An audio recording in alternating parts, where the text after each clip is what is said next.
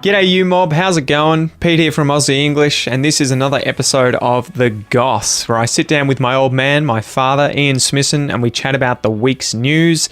Usually news and current affairs from Australia, though if something interesting comes up worldwide, we often chat about that as well, and today is sort of that kind of case. So today we chat about why Australians are so obsessed with American politics. And to be honest, I think that most other countries find themselves in a similar position where they too probably know more about American politics than they do their own country, which tends to be the case in Australia. So anyway, this conversation kind of goes off on a few different tangents, though we start with the fact that Dad and I caught up the other day, sat down, I think it was 10:30 in the morning, and watched the US debate between Donald Trump and Joe Biden. So anyway, guys, without any further ado, smack the bird. Let's get into it.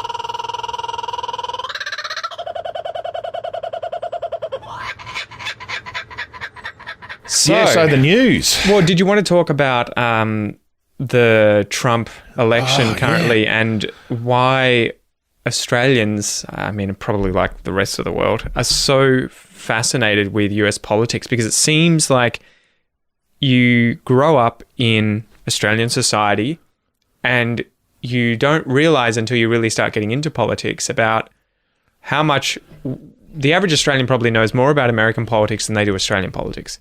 And that doesn't seem, and that to say that, it's like, yeah, that's not weird. Like, of course. But then to think about it and you're kind of like, I can't imagine an American ever knowing anything more about any other country's political system than its own. Yes. And so it is objectively a very strange thing that we I mean, I have no idea what it's like for, say, Brazilians or people in China or, you know, completely different countries that aren't necessarily the English-speaking world, but it definitely seems a pattern in the English-speaking world that we've constantly got our, you know, ear to the glass to the door where America's on the other side. So do you want to flesh that out a bit and talk about it? Yeah, well, I think to start with, it's and it's not that we have an obsession with Americana. And that we've talked a lot about America and we keep comparing Australia to America with regard to a bunch of things. And I think that's because, certainly for my lifetime, and I suspect a little bit before that, when Hollywood movies came out and then television came out, ignoring the minimum local content rules that, you know, our Australian television channels have to abide by, which means that we need a certain there's got to be a certain hours proportion of each channel number of from hours Australian on a channel has to be content. Australian produced content. Otherwise, we end up becoming America. But a large majority of the rest of our television and certainly our movie industry has come from America. So we're very familiar with American culture, American way of life, American politics, those sorts of things. So familiarity is one side. The second thing is that America is our biggest ally in a political and a military sense. It's also that I think we've spent a lot of time working through our own political system and in terms of not individually but as a country and comparing it to America and the evolution of Australian politics, particularly over not the last 10 years, but the sort of 10 to 20 years leading up to that, where there was a big Republican movement to try and move away from having the Queen as the head of state in Australia, Australia, and to break down our tie with Britain as the mother country. This would have meant that we had a president instead of a prime minister, or some form of we would still have had a prime minister, but the president would have been the head of state as opposed to the Queen. Yeah. And so there was a lot of discussion comparing the American presidential system with what we currently have and saying, how do we want to move towards it? So I think people who grew up during that period are probably very aware of the American political system as well. So it's a combination of just sort of history and sort of cultural overload that I think has meant that we're in that situation. Well, and to pause you there, we get a lot of not just TV shows and movies, but they tend to be TV shows and movies that revolve around the American political system. Yeah, like what is one American of your pop culture, or what's one of your favorite American? West Wing. The West Wing, exactly. Yeah. You know, and so the West Wing is literally in the West Wing of the White House. Well, and even I remember television. I remember watching Stargate. Yeah. You know, and a lot of despite the fact that it's Canadian, it was made for an American audience. Yeah, but a lot of Stargate, for those of you who are fans who probably already know, is political. whether it's with Russia and China and other countries and France, and often they have to deal with the president. The general has a red phone in his office because he's, got the president effectively on the line. Yeah. And so through that as well, you end up learning a lot about their political system and how it works. Yeah, and I think the other thing too is that certainly up until the last decade, America has been the single dominant economy in the world. By far and away the biggest economy. China is rapidly catching up, but they're still only, they're still just over half, I think. No, they're closer now, I think. It'll be 5 years until they beat them. And so they're not our biggest trading partner. I don't think they ever have been, but they've been a big one. The US? The US. But the US, with its trade with all sorts of other countries, has meant that Australia's import-export trade has been influenced by America. And if America's doing free trade deals with Canada and Mexico, that will change the way we do deals with Canada and Mexico. If America has a relationship with the European economy, then we will have a relationship with Europe the same way. We can't really go off in a different thing because we want to sort of almost hitch our wagon to the same wagon train rather than saying we're better off running alone. Yeah. And that's not to say that we will just follow whatever America does, but it's sort of in a general economic point of view, that's what we end up doing, which means that we are very concerned about what goes on in, say, the American presidency or large foreign policy things. We have gone to war with America almost every time they've gone to war. As in not against America, but with them on the same side. So since the Second World War, basically every war that America has been in, Australia has joined up voluntarily to join them in. I remember that when we were in Afghanistan and Iraq, and you're just like, what the hell are we doing? Yeah. Why are we sending? there? Like this is America's issue. Why do we need to be there? And then there'd be French soldiers, Canadian, New Zealand, British, and you're just like, what have they got to do with this? I know. Yeah. So I think that's where we are. And, just as you introduced this segment, I was thinking that, our news for the last 6 months has been totally dominated by COVID. For the last 3 months, COVID and the American presidential election are coming. And BLM, Black Lives Matter as well, which is and political. the Black Lives Matter is tied in with the American political system as well. And that all just cascaded together this week, when Donald Trump had ended up being tested positive for COVID. So not only, it's sort of almost like you sit there and go, oh, shit. You mean he can't even just leave our bloody COVID headlines to us? Well, it's so interesting too, because it becomes that, I don't know if we have a word for it, but where you can't look away. It's kind of like a train wreck. And you're just like sitting there staring it down whilst it's people are dying and there's all sorts of chaos in front of you, but you can't look away. I know. And it seems to be that sort of thing. I don't know if there's Schadenfreude is a good German word where you derive pleasure from someone else's pain. I don't know if it's so much pleasure, but it's definitely curiosity in terms of what is going to happen next in America. Like, this is just, you couldn't write this shit. No, as the West Wing. Like, the West Wing was tame. Yeah, if they brought out West Wing Series 8 and with a 12-year delay or whatever on it, and they wrote, and somebody starring himself sent this to the studio and said, "Here's my script, my rough outline script for the season." They just thrown it away and said, "Don't be ridiculous. Nobody would ever believe that." But it is interesting, I think, for me at least, growing up to the point that I'm at currently. You're obviously a bit less than twice my age, but it feels like as you grow up, the younger you are, the more you think this is how the world is. Mm-hmm. This is how the world always will be, and the older you get, it feels like, oh shit, everything changes. Yeah.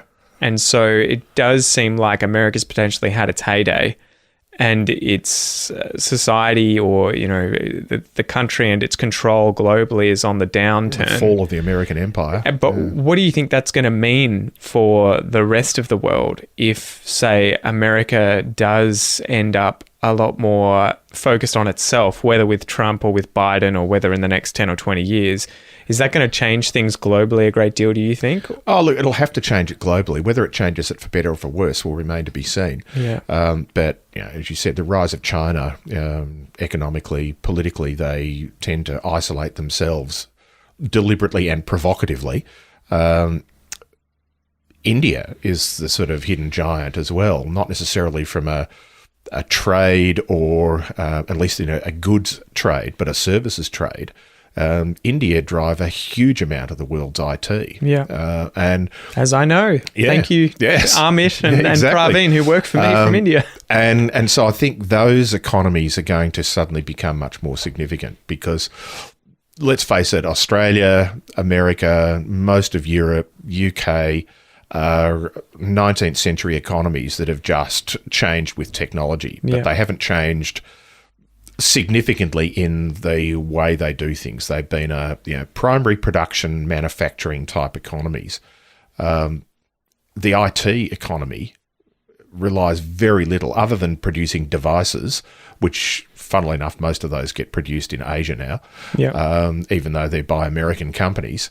Or it's cheaper for them, right? Or Japanese Imagine companies. what an Apple would cost. Japanese companies are not there. Sony is not producing things in Japan. I doubt whether Samsung is producing them in Korea. They're producing them in cheaper economies.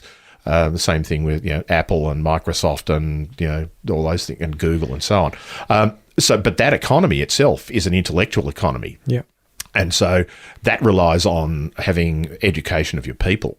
And it's no surprise that India, China, and some of the smaller Asian countries, numerically, a little bit like even Singapore. Singapore is it's an island city nation. They realise their only primary product is their people. Yeah.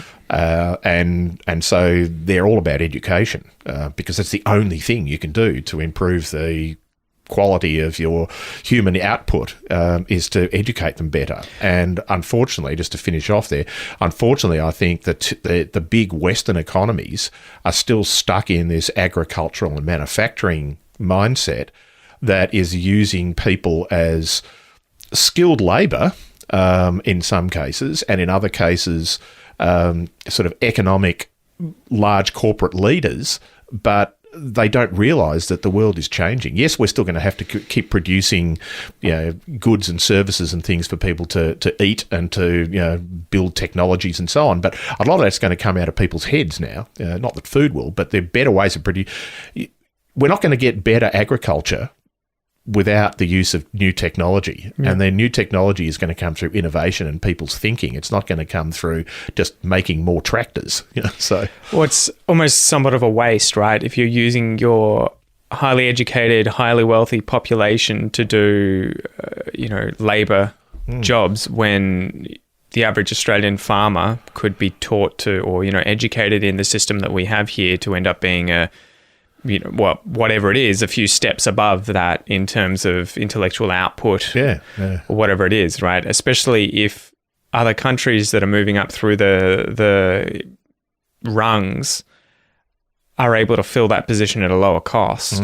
But it's going to be interesting to see what happens. So China, seems to me, has spent the last 50 to 70 years pulling the majority of its population out of poverty and up into the upper middle class now, whereas India seems to be lagging behind quite a bit from what I understand.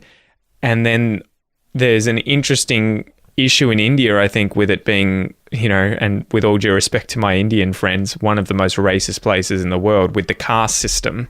That seems like you need to break that down, but how do you do that? Yeah. Right. Without it leading to other, we see what happens in America and even in Australia with the racial issues and it's not just racial issues, it's just basic social structure. Yeah. And one of the other news stories, and maybe we could move on to it, but one of the other news stories that I was going to talk about is that tonight is the federal budget, which has been delayed since May because of COVID, and the fact that the government, and rightly so, spent billions of dollars trying to prop up the job situation with people losing their jobs throughout COVID. So they're releasing the federal budget tonight. And that a new style of budget, it's ironic that usually leading up to a budget in Australia, and I'm sure it's the same in many other places in the world, that the opposition and the press are usually screaming at the government, you need to do more of this, you need to do more of this, you need to do more of this, you guys don't know what you're doing. But this government, I'm not a supporter of this government in particular, but certainly from a political spectrum, but this government seemed to have got their pre-marketing right in terms of saying this is about people now. It's not about, we've got to prop up the economy so people get their jobs back, and so on. Now, there's a few subtle things that I think they're still missing the point on, which I'm happy to talk about. But it's a very different environment to be creating a budget that is really in a 5 to 10 year recovery mode that in my lifetime I've never seen. I'm sure it was similar after the Second World War and after the Great Depression and after the First World War, where governments were about saying we have to stimulate the economy to create more jobs, to get people back to work, to allow small business to recreate itself, because so many small businesses have not just gone under, but have put themselves on hold for the last 6 to 8 months, that it's going to be very difficult to get them back unless there is some form of financial incentive or infrastructure set up to enable them to do it. Well, the only, what would you call it? The silver lining there is that there'll be a lot more openings, right, for other businesses to get started. It's like you've cleared the rainforest and left the land fallow. So farmers get out just, there. there's going to be a whole lot of other things that pop up that you don't know about. A lot of that infrastructure is still there. But the people who've closed down cafes and restaurants and things, they haven't ploughed the buildings into the ground. No. Those things are still there. So, and presumably those people will go back, most of them, and recreate that was themselves. the scary thing. I had a friend who was jogging through Melbourne CBD, I think probably in the first few months of COVID, and he was just like, Felice. All of these buildings, Felice. I think I read read somewhere, and it was on a blog, so you can take the numbers with a grain of salt. And that's not to say they're wrong. It's just that I have no way of checking them. But somebody was saying in the Melbourne Central Business District that about 50% of shop fronts were closed. Yeah. Not just the shops closed, but people had just moved out of their business. Yeah. It doesn't say they won't move back in, but they're just no longer, they've defaulted on their leases, and they've just said, look, I'm not going to be here anymore. So I'm just accruing debt. Picked up and gone. And so, it really will be a very big step to get us back on track. Well, it's not going to happen in months. It'll be years. As someone who knows next to nothing about economics, what is a way in which a government like the Australian government can stimulate the economy? When they say that, it seems to be a buzzword that goes around on the we have to news. stimulate the economy. But what does that mean practically? Yeah, look, the way this government is claiming they're going to do it, and you've got to assume that all of their rhetoric that they've been leading up with their pre-budget marketing is going to be represented in what they release tonight. And maybe it'll be interesting for us to unpack the rhetoric with the reality in our next time when we've had a bit of time to think about what they did do. But all their rhetoric is around tax cuts to low and middle income earners. Which is fine. If you've got people who are struggling financially, then giving them a tax cut means that they've got more money in their pocket. However, I don't think there's a magnanimous element to that. They're still using this old style economics of a combination of trickle down and trickle up economics, and nobody has ever shown those to work to my satisfaction. Certainly trickle down economics, and that is that you make tax cuts to wealthy people, give everyone and they will $1,000 invest more, and they'll invest more. Means that they don't go out and employ more people; they just make a bigger profit. Yeah. And the trickle up of we'll give another as a good example, somebody who's on an average income in Australia of somewhere between 50 and 100,000, and I think that's about the sort of 2 standard deviations out of the mean. The mean is somewhere in the $70,000-$80,000 range. The last time I checked, it was about $82,000 a year. But if you're earning between 50, 60 and 100,000, you're going to earn about $1,000, something like $1,000 to $2,000 more in the next year. And that's increased even further because they're backdating it back to the start of the financial year. So you won't get the money in your pocket immediately, but you'll actually get a tax break when at the end of this financial year in your tax. That's a great thing. Money in your pocket is a good thing, but there's little evidence that people will go out and spend that in order to get the economy back on track. I think the other way, which was done by a previous government after the global financial crisis, is to spend on big government infrastructure spending.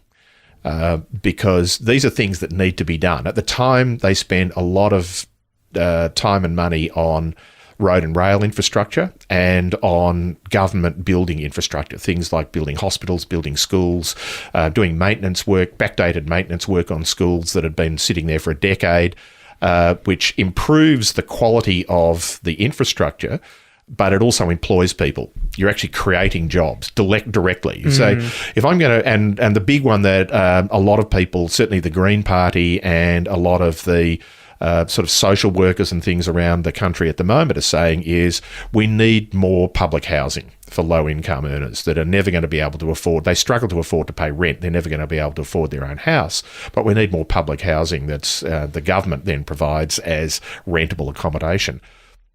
If we were to put money into building that now, then that will have a 50-year effect down the track because you're building things that people will still be living in 50 years' time. It's not just, here, Pete, have $2,000 more in your pocket and we're relying on you to do the right thing and going out and spending it. Here's $2,000. Be sure to spend it. Yeah. Buy frivolous stuff. Exactly. Which, if that's what they want to do... to give us vouchers. Yeah, exactly. Either give you the vouchers or say, hey, we're going to spend it on your behalf.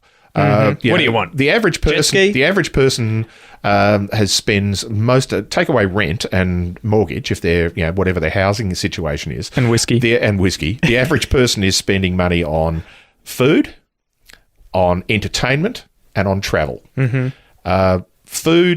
The food industry in Australia at the moment has actually been booming. The supermarkets industry have been booming, especially the toilet paper aisle. Well, yeah, let's not go there because that's all people have got to spend their money on. Yeah. And they're all at home. And they're all at home. Yeah. Whereas, so why not say, well, we'll actually prop up this stuff. We'll get travel companies and we'll give them 10% discount on travel so that people can afford to travel. Well, they did that in Tassie, right? Tasmania, the government gave out travel vouchers, I think, to the tune of $1,000, $2,000 or something. We'll make it free for people. Once Tasmania as an example, and I'm not proposing this specific one, but as an example, you could say, we'll make it free for people to travel by ferry from Melbourne to Tasmania. Get down there, spend some money. And that means that I'm much more likely to go, instead of it costing me a few $100s to get there, I've now got a few $100 in my pocket when I go there, and I'll spend it on accommodation and souvenirs and food and those sort of things. Living in Tassie during a pandemic crushed it, right? I haven't heard any issues of them having more cases. They had trouble early on.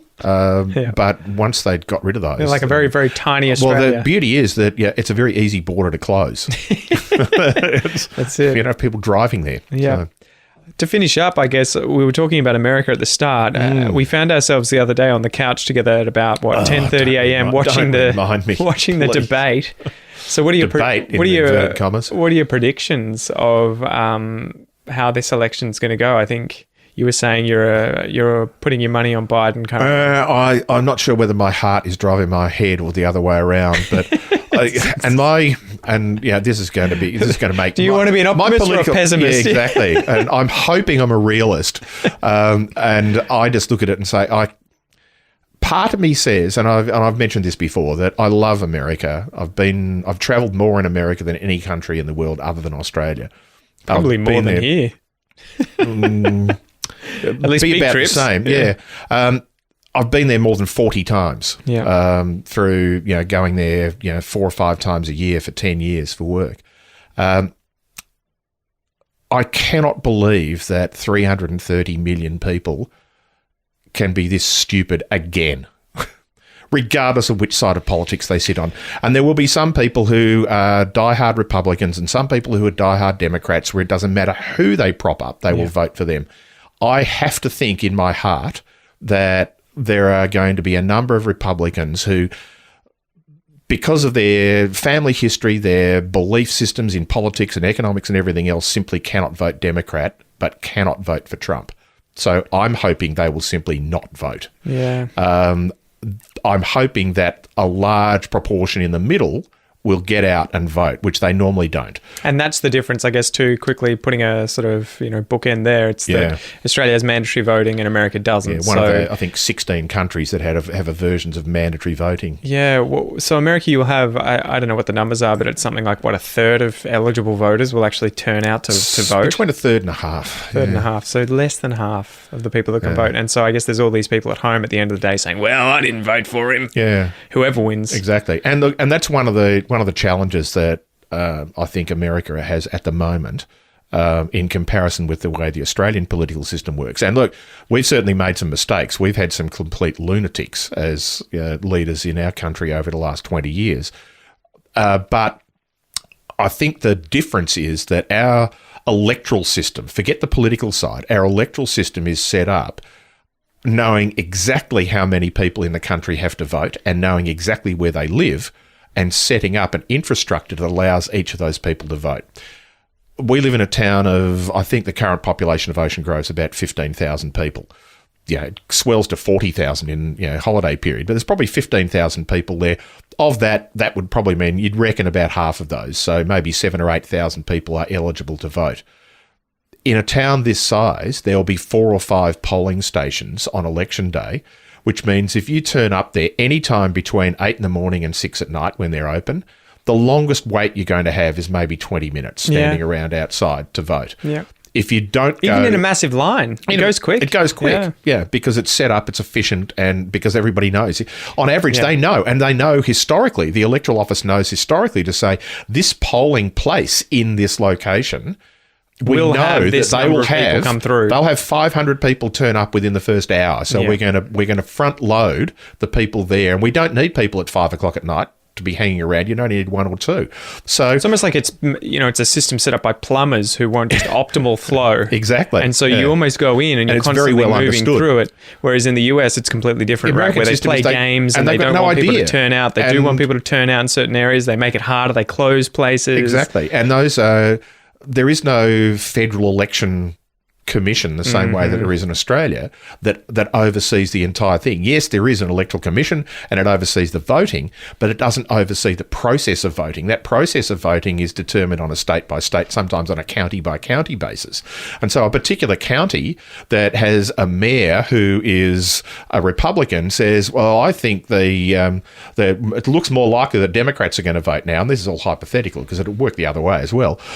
So I'm going to just close a few polling stations. I'm going to have less. Yeah. I'm not going to allow mail-in votes. Yeah. And those sort of things happen. And I'm not exactly sure of how the whole thing works, but it's much more open to that sort of manipulation than ours is. Doesn't mean you get a better decision in the end, but at least the fact that everybody has the opportunity to vote without having this circus of, I can turn up if I like and I have to be pre-registered. Yes, you have to be registered to vote in Australia, but it's the 18th birthday present. You get a letter in the mail that just says, hey, you've just noticed you've turned 18. You're required to. And that people can choose not to. Well, you get a maximum of $20 fine. But you can choose not to register. Yeah. But they'll chase you up and they'll fine you if you don't. $20. Yeah. Ish. Yeah. I don't know what it is now. It's only ever happened to me once and I was overseas at the time. They tried to get me, but I moved to Canberra without telling them. And that's why I was like, sorry, I was in Canberra. That's why I didn't vote. It wasn't because I didn't want to. Here's my bill with an address. Yeah. And they'd let you off. Yeah, they were just like, whatever. Yeah. So it's going to be an interesting circus for the next 4 weeks to see what happens, because it's 4 weeks from today. The interesting thing that I was watching some stuff, and again, it's the train wreck. I can't not look at it, right? Like you can't look away, and I'm listening to all of these other people interpreting what's going on. The more interesting thing than Trump or Biden is the fact that you have the most powerful country in the world almost at civil war, and neither side is willing to listen to the other side. And you have a system set up where it is so bipartisan. You have the Democrats and the Republicans, and no matter what the result is going to be in this election, the other side isn't going to accept it. Like it's close to 0%. There's going to be massive issues, of people saying that it was a corrupt vote. If Trump wins, if Trump loses, all his supporters are going to say, well, it was corrupt. And so it's like, what on earth is going to happen to this country? I will say that the sort of 5 minutes in the hour and a half that Joe Biden actually had the time to say something before he got interrupted every 5 seconds. When he called him a clown. Yeah. Sorry, person. Person. Yeah. That wasn't rehearsed. No, exactly. Where the question, and I can't remember the specific question now because there were only 6 asked. I should be able to remember them. But the question was around racial conflict and is America racist and what can we do about it? And Trump said nothing, just blustered through it. But Biden did say that it is time for us to just get people around the table to talk. He said this is not about defunding the police. It's not about blaming police. It's not about blaming blacks. It's not about blaming whites or Hispanics or anything else. This is about just sitting around a table, getting community leaders together, to tell us what they think the solution is. And that to me makes much more sense, because the solution to these problems has to come from the communities. You can't just impose a solution because people get 50% of people just politically are going to reject it no matter what you impose. It doesn't matter which side of politics you sit on. Yeah. Half the people are going to be there. But if they get an involvement in it, they can actually buy into the solution. And look, it's the same thing in Australia, that there are a number of those things that have happened. We had an economic forum in the early 1980s because the Australian economy was going down the toilet in comparison with what it had been in the late 70s and the early 80s.